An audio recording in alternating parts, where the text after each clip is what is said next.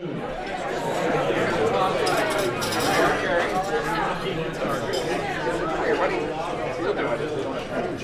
Tom Epsery, and I'm chair of the Montana Taxpayers Association Board of Directors. I want to thank everybody for coming to the 98th annual Taxpayers annual meeting.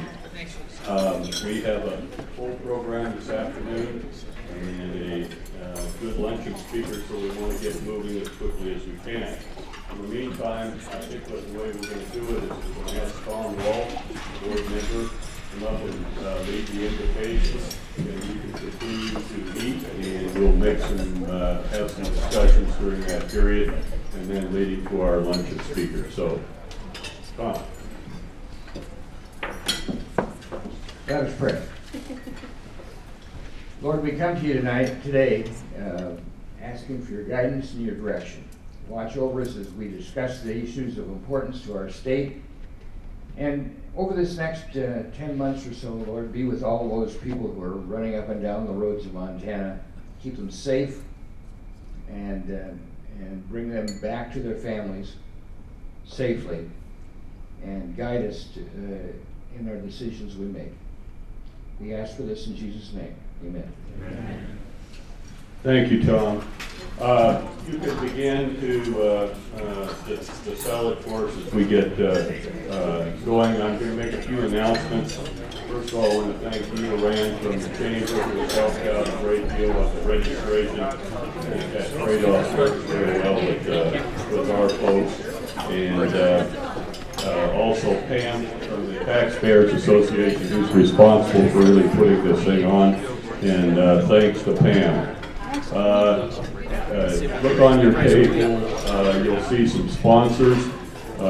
They're making this possible, and we appreciate them participating as they have annually. And of course, thanks to all of you who are members of the association for supporting the association throughout the year. And without you, this would not be possible. I would like to salute our Executive Director, Bob Story, who's sitting right here. And Bob has done a wonderful job with his wonderful wife, Jill. We have a lot of celebrities in the audience, and I look around and try to acknowledge everybody. Attorney General Tim Fox is here. Tim, thanks for coming. We have President of the Senate, Scott Sales is here. And many legislators. There's Tom Richmond from Billings. We have, who else do we have here? We have Tom Welch. We have Mike Lang from Malta, Montana. Senator Lang. Let's see. Forrest Mandeville. He's here. Some of you are wearing buttons for other offices. Go right ahead. I think, who have I missed? It's Julie.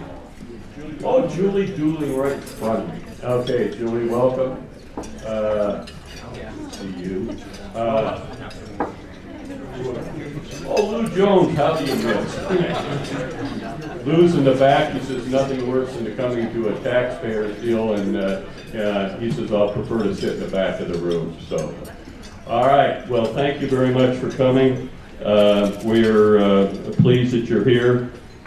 We've got a good program. I think we've got some state officials along with Tom. Chris Hansen, you're here. I saw you. Gene Walborn. Gene's not here, but we're going to probably hear from him this afternoon. So Amy Carlson. Amy, you're here. Okay, thank you. Let's see. Brett Simmons. Congressman Gene Forte, are you here, Brent? Okay.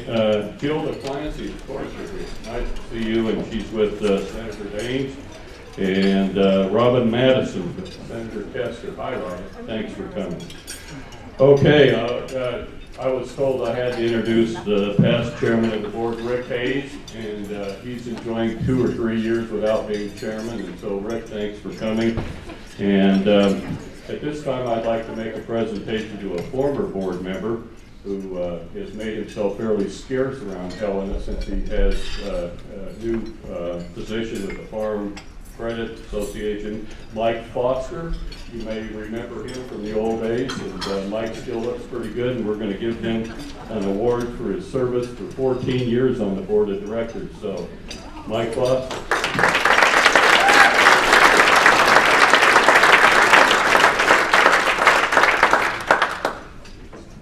Okay, that's pretty much all I have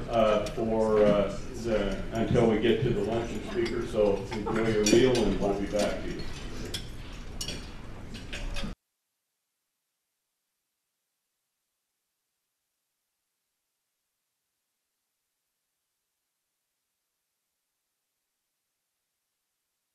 Tom has been in Montana. He was born in Roundup.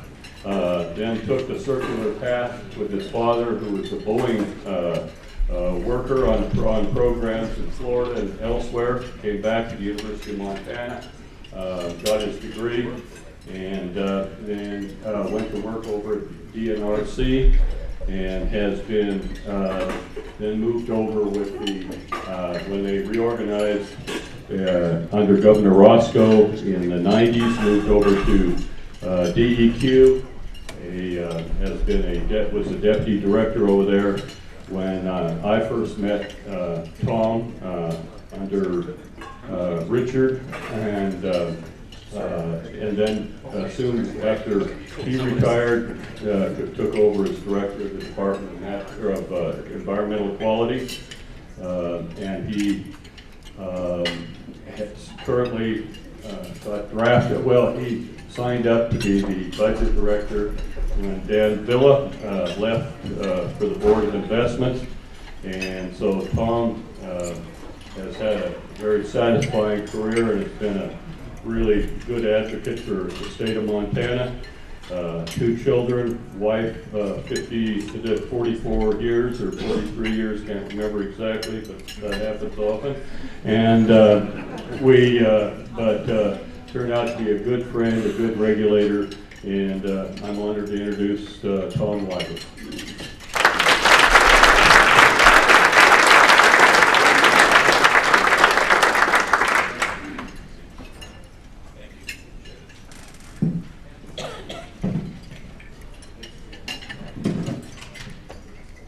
Thanks, Tom. Thanks to all of you. Bob, appreciate the invitation to be here today. I couldn't help but notice that so far at the podium we've had Tom Epsuri, Tom Rolfe, and Tom Livers. So given that, if we're going to keep the trend going, I assume the economic outlook will be given by Tom Powers. Maybe that's not going to happen.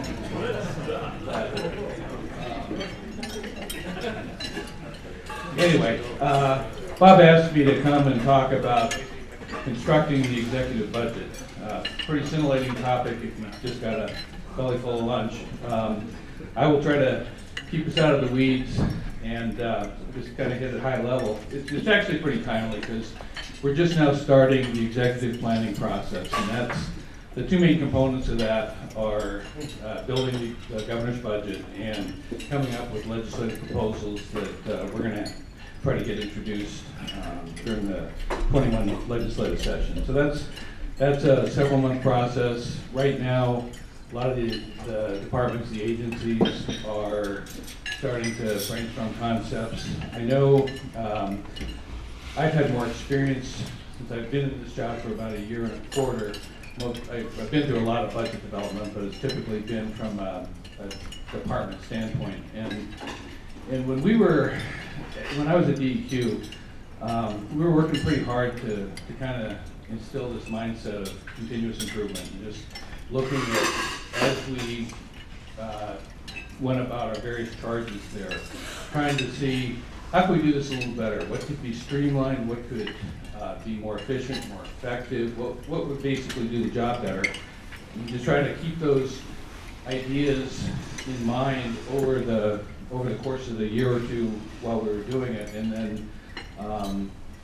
then the sweet spot for that tends to come right about now, right in the fall of the odd numbers years, and start compiling that a little more formally with an eye toward deciding which pieces that we've identified we want to see incorporated into the executive budget or into legislative proposals.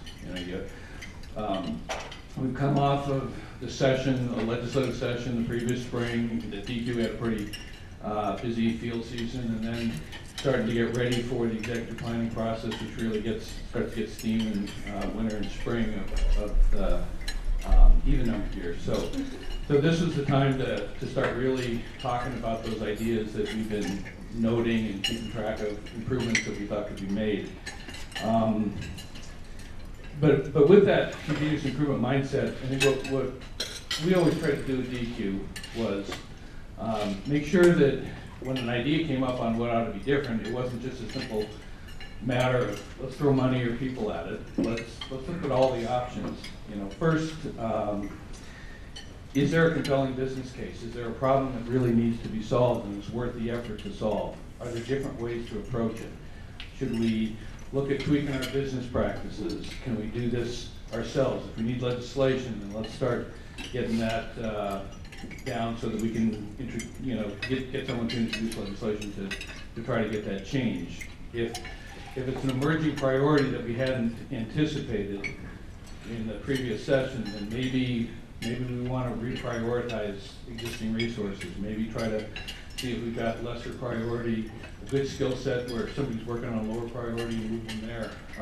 So to me, the last approach was always, okay, we need to bring more money to it. And that's consistent with the approach that Governor Bullock's taken, and that's consistent with the approach that the Budget Office takes, I think, as well. So as the agencies are vetting these ideas now, the expectations we're giving them is look at all the options, manage your agencies, and when you do come in with your ideas, particularly if they're going to end up having a price tag associated with them, make sure that you've exhausted all the other opportunities, all the other options come with it. If it costs money, think about what are some of the ways you think that might make sense to pay for that. But I know I think there's a sense out there that the government tends to just want to throw money at problems, and I've seen some of that in the 40 plus years I've been in government, but I think that's something that we're really working hard to say, no, let's look at all the options and make sure that it intuitively makes sense, make sure we've got stakeholder support, there's a cost benefit to it, and that's going to be the overlay. That's the overlay that we've given the agencies as they proceed putting together their ideas for what might go into the budget and might go into the legislative package. So that's going to dominate the landscape for the next several months. The next key juncture for the budget development is in August, beginning August, when we open up the budget system to the departments to finalize their budget requests. They have to have them submitted by September 1st. And at that time, it's also automatically forwarded through the system to the legislative fiscal division to satisfy our legislative requirement, or our statutory requirement to notify. But then we'll, the big pieces should be pretty well colored in by then, but there's still always quite a bit of work pulling that together and making sure we've got a cohesive, defensible budget that holds together. The governor is required to submit that to the legislature by November 15th. There are some interim milestones in there, but that's really the next big juncture. And that's when it really becomes public and people get a sense of what are the big pieces of it. And then by December 15th, we've got the final budget with any final changes that need to be made. This time around, there's also another step, and that's in January 7th of 2021, the new governor will be presenting his or her budget to the legislature. And that's not a lot of time if there's changes in directions, but basically, immediately after the election, the budget office, budget program planning starts working with the governor-elect and his or her team to lay out what's in the existing budget and to get a sense of what direction, what are some of the priorities and some of the potential tweaks or changes that they want to make. So just quick pieces of the state budget, general overview. It's about $2.5 billion on an annual basis in state general fund is budgeted, about $3.2 billion in federal revenue, and then about $1.5 billion in state special revenue or other. Those are the big pieces of the budget on an annual basis, and of that, almost 80%, about 78% of that is consumed by the three primary spending areas, and that's human services and healthcare, education, and corrections. Those are the big pieces of the state budget. There's also a path for capital projects, infrastructure programs such as long-range building and Treasure State Endowment. And there's some changes that are being made on the infrastructure end as a result of the last legislative session. Representative Eric Moore sponsored House Bill 553 that introduced some additional structure to how the state approaches infrastructure planning and spending and budgeting. Some of the key components of that bill are that set systems in place to make sure we maintain existing facilities before building new ones. Provides modest funding streams for the maintenance and new construction. It limits us to 10-year bonds for infrastructure. That's one area that we see as a little bit of a challenge. Typical infrastructure financing goes over about 20 years, but there was interest in getting a rapid debt retirement profile. So we have 10-year bonds there, and then it also imposed financial conditions, primarily making sure we're under debt ceilings before being able to proceed with bonding. Personal services is a big part of the budget.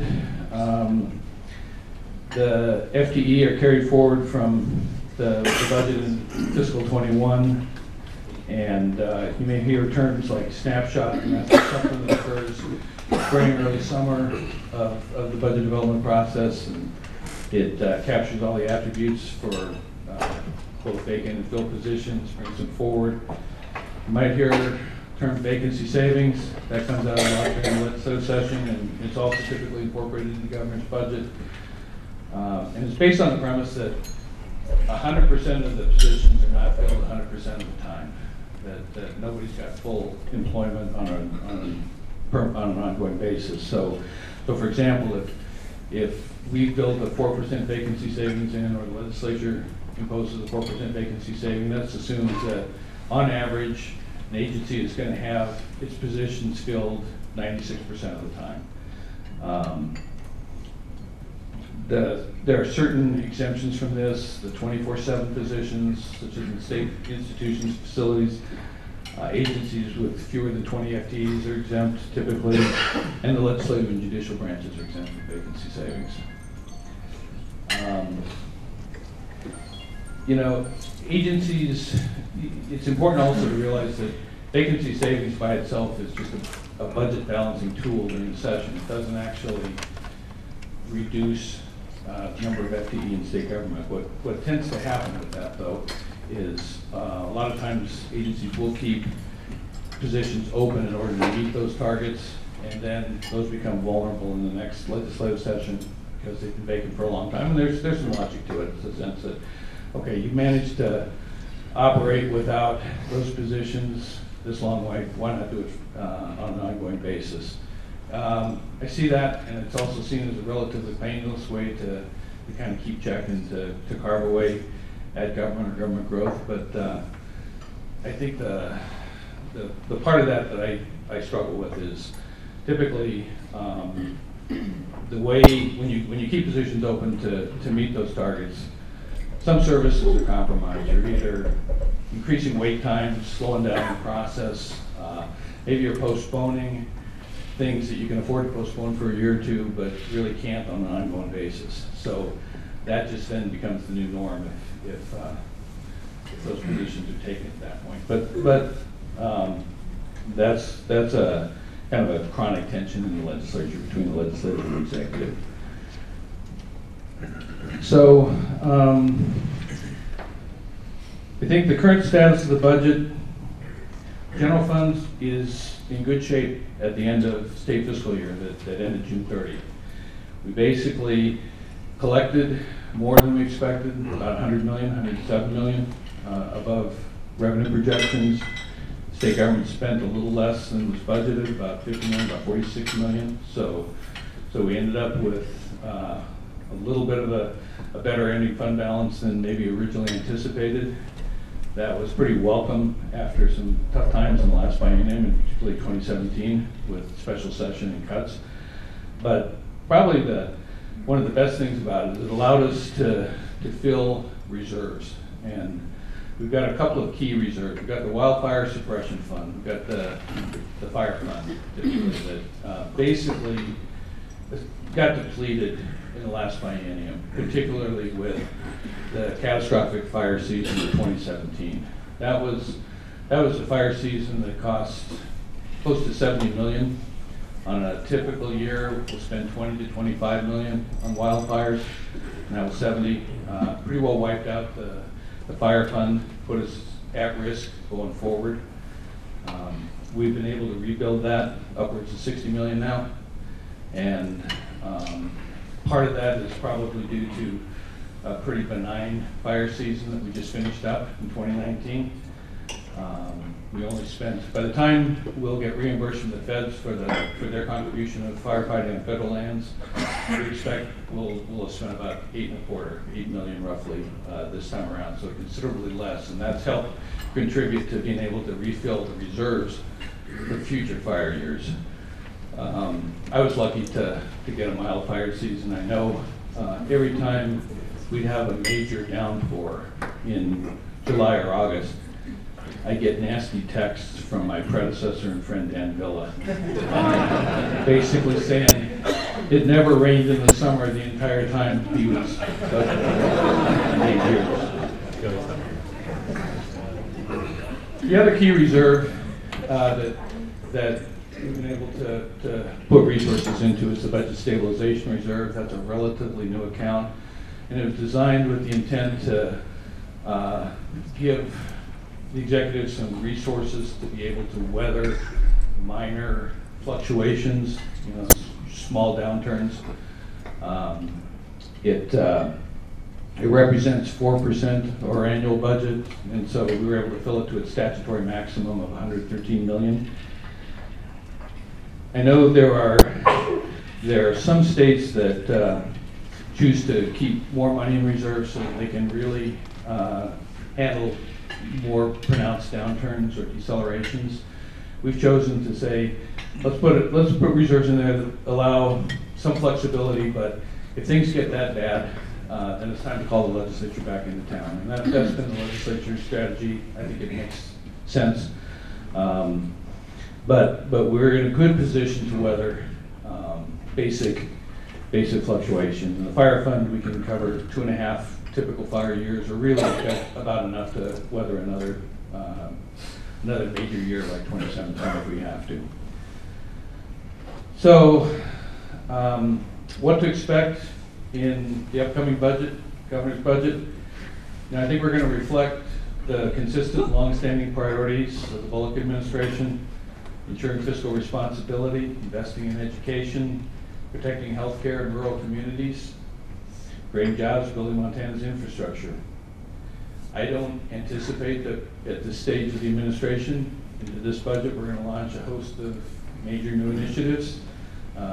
We're not going to be around in the 21 session to champion those through, and we want to recognize that we don't want to presume what the priorities of an incoming governor are going to be. We want to leave options for that person to develop his or her priorities in the budget. So we'll be working with them, with that team as soon as they come in. That said, we're not on a glide path into 2021 either. Governor Bullock has stated clearly many times that he intends to run through the tape. That's his expectation of all of us. That's how I think most of us are wired. So as we put this together and as we continue to manage state government for the next year, we're going to keep expecting our management team to lead, to look at all options when they're approaching problems, look at different ways to address the challenges, and again, just try to leave government better than we found it.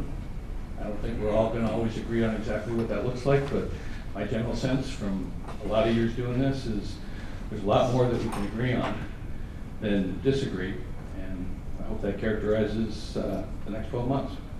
So, got some time, be happy to take questions, and I've got some staff here who can back me up. Who has questions for Tom? Surely we have to have some. There we go. Mary Ann, do you want to start? Thank you. Thank you, Tom. Which Tom? As a guest, I'd like to defer to anybody else's questions, but I'll go ahead. I was at the recent revenue committee meeting. Somebody who testified, she was from Montana Behavioral Health Association, testified that the cuts that we made in 2017 have not yet been fully restored. We're still experiencing the repercussions. I'm right here in Helena. I attended the local advisory council this days ago for Lewis and Clark County, and we're losing Western Montana mental health services, crisis response team. Somebody mentioned that one of the reasons was that we just can't afford to keep our doors open. That's just one of the reasons. So my question is, what plans do you have to restore that funding for community services? So, if somebody couldn't hear, question from Representative Dunwell was, what are our plans for restoring money for services, particularly in behavioral health, but probably related areas as well, that were cut during the 2017 special session and not fully restored? You know, at this point, it's honestly too early to say exactly where that's going to come in.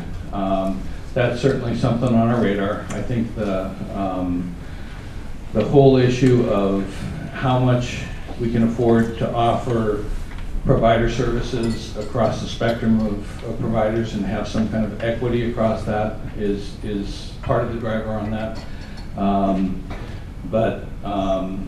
Not trying to duck the question, but honestly, it's an area that we're looking at. We know it's suffered cuts. Part of the disruption came from having to make cuts during a tough time, and then having to gain momentum back to restore some of those services and get them back running fully. There's always some lag time there, but that's something that is definitely on the agenda. Thank you. Other questions?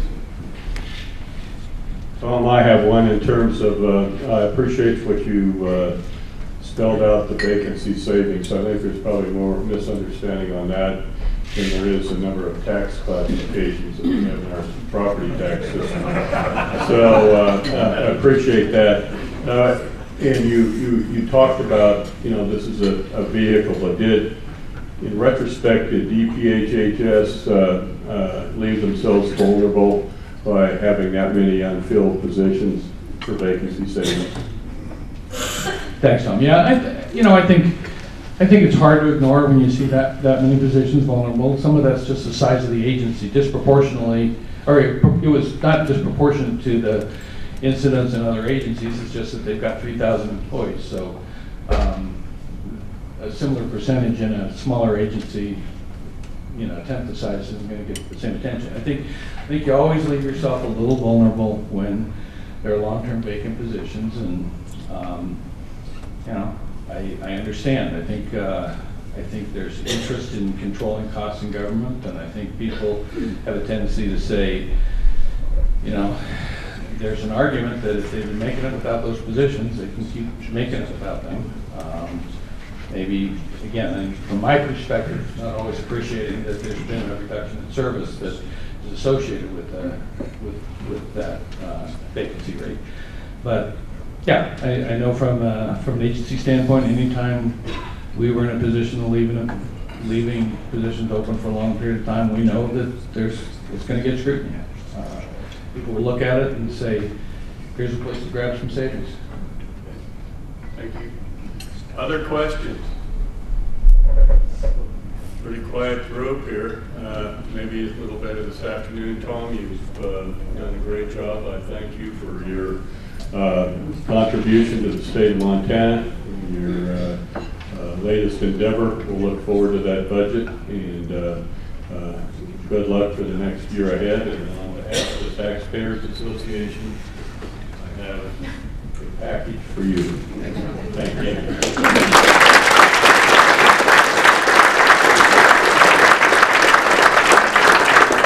So again, Tom, thank you.